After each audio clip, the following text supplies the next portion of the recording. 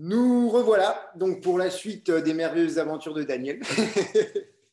Toi qui es coach, est-ce que tu as une entreprise particulière en parallèle du sport et du mannequinat ou... Alors, je me suis développé en tant que self-employer. C'est, on va dire, une certaine équivalence de auto-entrepreneur, on va dire ça. Ouais. Donc, je viens de développer justement durant le Covid mon propre studio. Je ne suis pas encore à l'échelle d'une LLC ou d'une corporation. Si jamais je m'expose à ce niveau-là, j'ouvrirai une société justement. Mais sinon, ça marche très bien en étant une société à mon nom personnel. Avant, je travaillais en fait que principalement pour des salles ou en privé, donc j'allais chez de l'un à l'autre. Et bon, dû au Covid, faut savoir s'adapter. Si tu veux survivre, tu t'adaptes, sinon tu meurs. Voilà, c'est les dinosaures qui m'ont donné cette astuce, ligne de conduite. Donc en fait, il faut savoir t'adapter. Et comme toutes les salles se sont mises à fermer, en fait, qu'est-ce que tu fais? Alors soit tu fermes et tu coules, ou soit tu restes. Donc je me suis développé en m'ouvrant moi à ma propre société. La différence, c'est que les salles ont dû fermer, plus ou moins réouvrir, etc., refermer un minimum de capacité. C'est parce que ça brasse beaucoup de monde en même temps. Donc en fait, quand tu as un studio privé, en fait, il n'y a que toi et ton client. Donc il n'y a pas plus que deux personnes au même endroit. Donc en fait, tu peux rester ouvert. Et donc je me suis dirigé et tourné en fait vers ce mode-là qui m'a permis de survivre. Et justement, je ne sais pas si ça m'a aidé ou pas, mais le fait que les gens n'ont pas pu se retrouver dans une salle de sport, se sont plus tournés vers moi pour pouvoir continuer une certaine activité. Donc voilà, j'ai trouvé un équilibre, une balance, et puis on commence à avoir la lumière au bout du tunnel. C'est cool ça. Je te félicite pour cette nouvelle prise de risque. J'ai juste une question. Est-ce que ta self-enterprise, elle a un logo? Oui. Alors, on a développé un logo, pas vraiment encore très publié. Parce que moi, quand je t'entends parler, je vois bien un arbre. Alors, t'imagines, avec des racines profondes, comme des croyances, un tronc solide, comme des convictions, et des branches ou des feuilles, comme une élévation. C'est beau, ça. Je sais pas. Beau, ça. Je t'offre le logo si ça t'intéresse, mais quand on discute, ça me fait penser vraiment à... Tu vois, tu as des croyances, tu as des motivations, une conviction. Et pas déjà utilisé ça? Aucune idée. Je pense pas. Le logo de ton t-shirt? Ah ouais, non, ça n'a rien à voir, ça. On s'en fout. Non, mais tu le fais en beaucoup plus classe, plus stylisé, tu vois, avec les nervures et...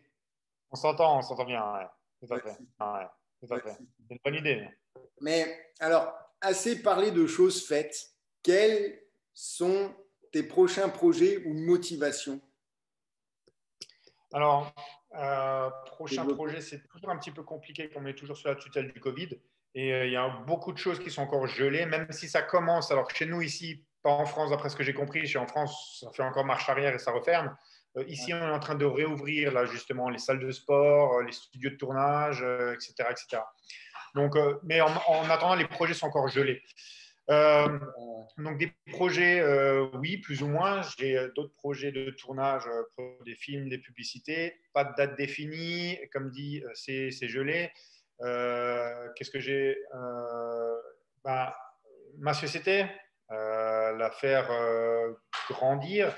C'est-à-dire, j'ai l'idée, alors ça dépend toujours du budget, d'avoir différents studios à différentes locations assez stratégiques, en fait, de façon à embrasser plus de monde et d'étendre un petit peu l'activité.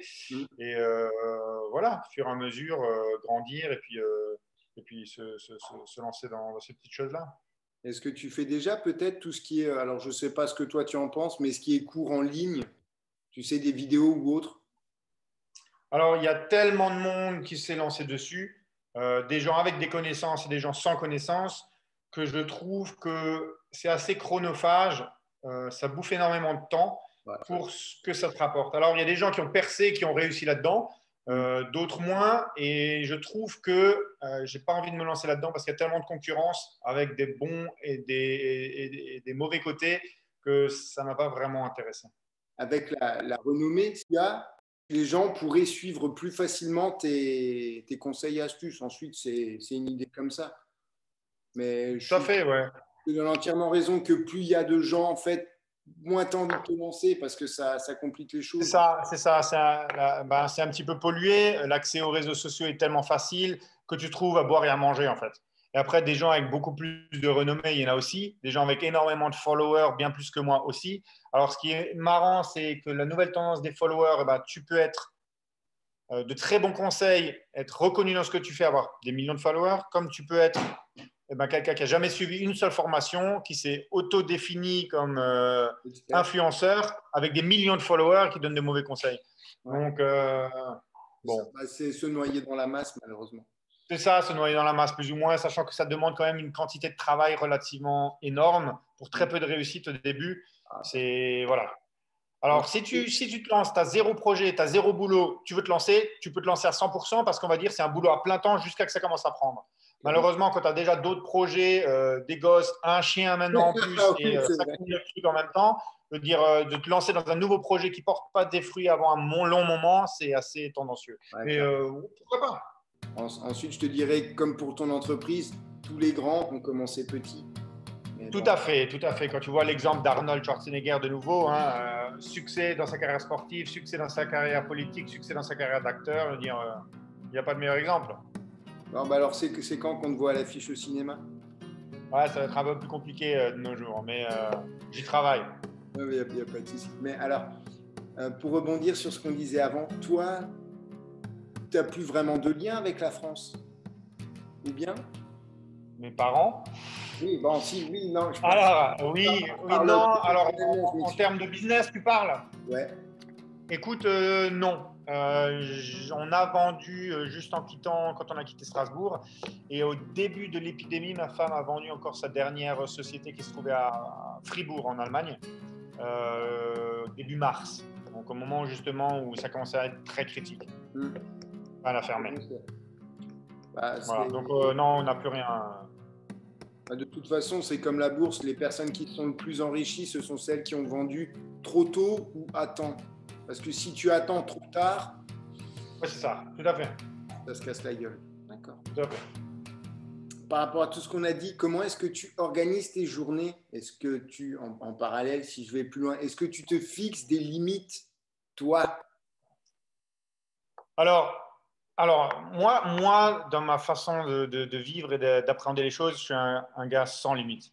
Moi, quand tu kiffes un truc, c'est vas-y à fond, profite et sans limite.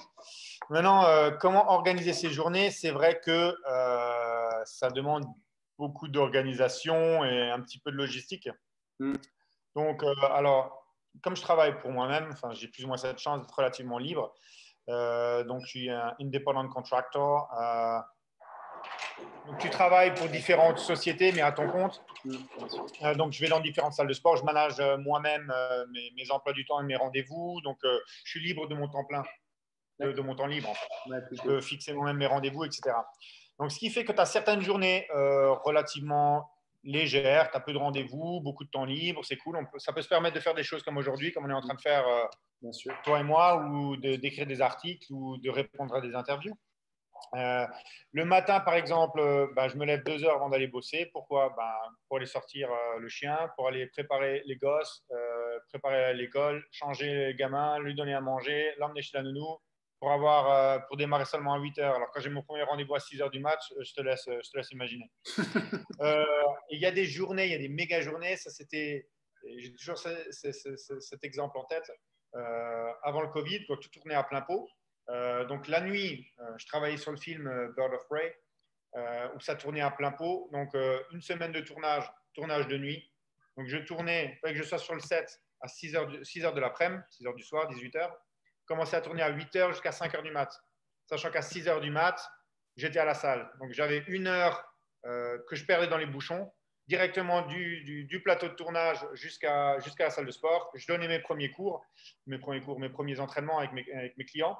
J'avais parfois encore le make-up de tournage avec les faux tatouages et les trucs comme ça. Pas de petit-déj, rien, tu prends un café et c'est parti. Fort heureusement, je finissais mes journées vers midi avec mes rendez-vous, donc j'avais plus ou moins début d'après-midi jusqu'à 16 heures où je pouvais dormir. Et c'était reparti pour une journée. Tournage de nuit, 6 heures du mat jusqu'à midi, coaching, etc. Donc Des fois, c'est assez lourd. Heureusement que j'ai ma femme qui prenait soin après du reste des gosses, de les emmener à droite à gauche, à leur rendez-vous, à l'école, les récupérer, etc. Parce qu'en plus, après, t'as une tête comme ça. Après, il y a tout qui marche.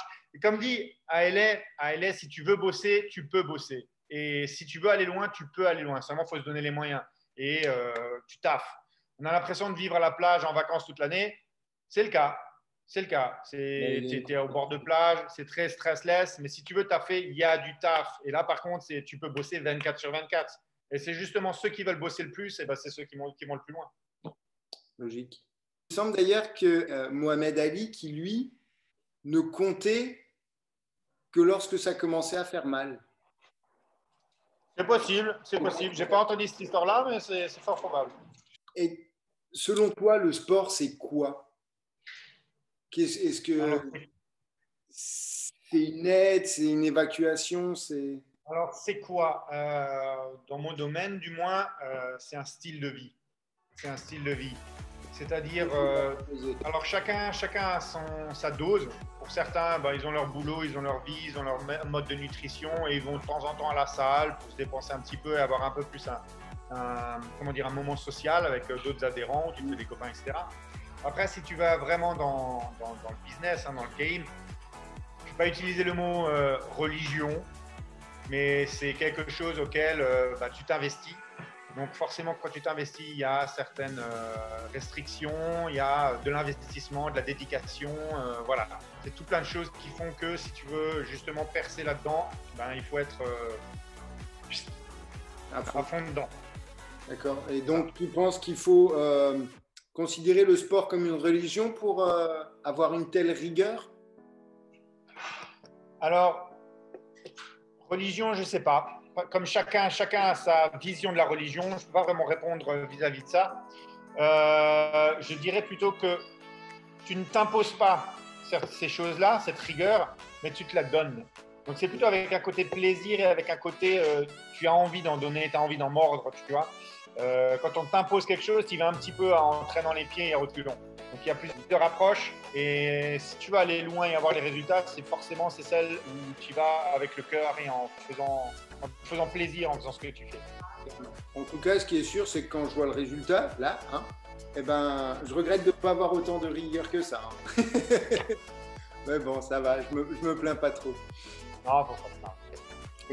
Après, on peut toujours, tout le monde peut arranger les choses.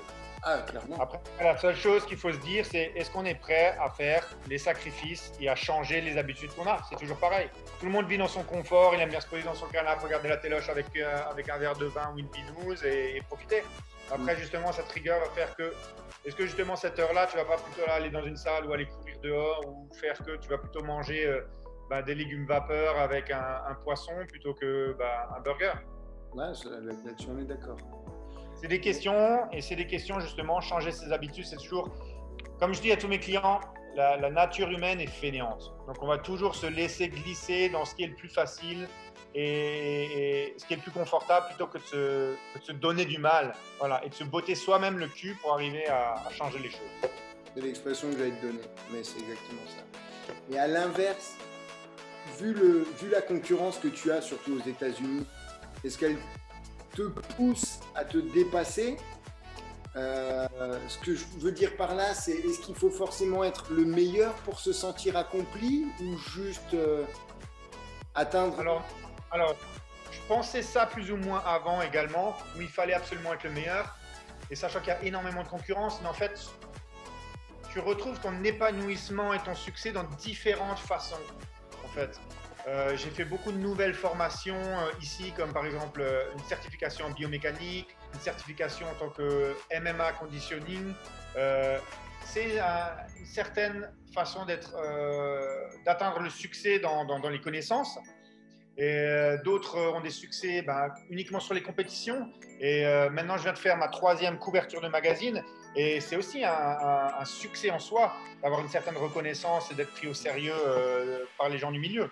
Donc, il y a différents moyens d'atteindre le succès qui n'est pas forcément celui auquel tu aurais pensé tout de suite. Mais après, il y a d'autres portes qui s'ouvrent. Et justement, ce qu'il faut, c'est pas arriver avec des œillères en ayant un seul objectif, en n'ayant qu'une seule porte. Si elle ne s'ouvre pas, qu'est-ce que tu fais?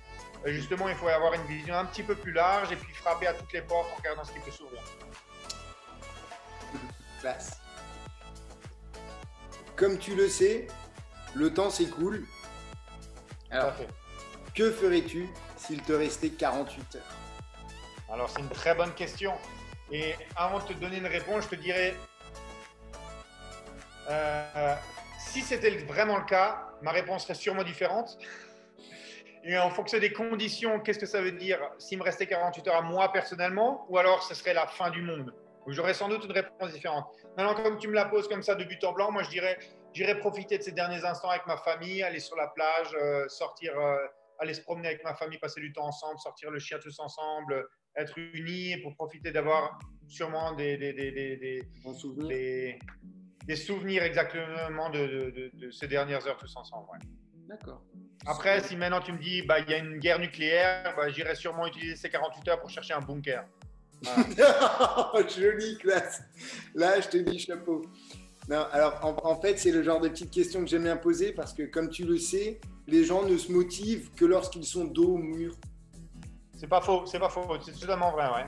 Donc bon, toi, tu as déjà atteint un certain niveau de satisfaction dans ton domaine, donc forcément, tu as déjà atteint certains projets que tu as réalisés, voilà. Mais en soi, c'est quand même une petite question que je trouve sympa à poser. Donc, ouais, tout à fait. Ça sort un petit peu de l'ordinaire et ça aide à pousser les gens à la jugeote et voir un petit peu les réactions qui peuvent être marrantes des fois. En tout cas, s'il y a une guerre nucléaire, sache que je vais chercher cache un bunker. Je n'avais même pas pensé à ça. Voilà, je pense, ouais. Ça sera plus sympa que la promenade sur la plage, ouais, tout à fait. Je te le fais pas dire, ça marche. Bah écoute, je te laisse le dernier mot. Est-ce que tu as un conseil, une astuce, une envie à donner, un petit coucou à faire Ça va paraître un petit peu classique, mais croyez en vous. Il y a du potentiel en chacun. Et ça demande qu'à sortir, en fait. Et justement, pour laisser sortir le potentiel et qu'il soit vu par des gens qui peuvent te permettre justement d'éclore, il faut faire parler de soi. Donc, éviter de rester dans ce confort où on se plaint souvent. Je me souviens, bon, je dérape un petit peu, mais je me souviens une fois, j'étais dans un bar et je rencontre un vieux pote de classe à moi qui me dit « Ouais, salut Daniel, comment ça va? Qu'est-ce que tu fais? Qu'est-ce que tu deviens ?» Bah pareil, je lui retourne la question. Il me dit « Ouais, moi je bosse dans une boîte, je fais de la manute. » Ça sent le mec qui tous les matins traîne les pieds pour aller au boulot. Et justement, c'est un truc qui m'a jamais fait plaisir. Moi, si je veux faire un truc, c'est tous les matins, je me lève avec la tête pleine d'idées. Super, allez, je suis motivé, j'ai de l'enthousiasme à faire ce que je fais. Et voilà, donc il faut... La vie, c'est en fonction des choix qu'on fait. Et faites les bons choix. Et pas se laisser simplement aller sur le flot du confort parce que c'est plus facile. Faire des choix et le succès se donne souvent à prendre des risques. Des risques, justement, quand on sait ce qu'on perd, on ne sait pas ce qu'on gagne. Mais justement, souvent, en prenant des risques, on a tendance à gagner plus que ce qu'on perd. Voilà. Là, je dis chapeau. Profitez de la chance qu'on a d'être en vie. Tout à fait, ouais. Tout à fait. Des choix qui se proposent, des opportunités qui se font, ou même, souvent, il faut aller chercher les opportunités parce qu'il y a énormément de concurrence. Donc, ça se fait. Ce n'est pas en gardant son nez dans son smartphone ou devant sa télé sur son canapé que ça arrive. Tout est dit. Ça marche. Bah, écoute, voilà, exactement. Je te remercie du fond du cœur pour ce petit entretien chaleureux. Bah, écoute, c'est moi qui te remercie de m'avoir contacté. Ça m'a fait plaisir. Pareil. Je te souhaite une bonne journée. Ouais, tout à fait. Et une bonne soirée à toi. Ouais, ça marche. Tu prends soin de toi et de ta famille avec cette connerie de Covid qui traîne dehors et compagnie. Fais attention à toi quand même. Toujours. Ça marche. Passe une bonne soirée. Au plaisir. Salut Daniel. Ciao. Comme vous l'avez certainement compris, quand on se sent bien, il faut suivre son instinct car des portes s'ouvrent naturellement quand on est épanoui. D'ailleurs, merci à qu'on retrouvera bientôt pour nous parler de sa chaîne, dont voici un extrait pour vous mettre l'eau à la bouche. Bonjour à tous, j'espère que vous allez bien. En ce moment, c'est un petit peu compliqué de voyager, alors moi je vous propose quelques petites escapades culinaires.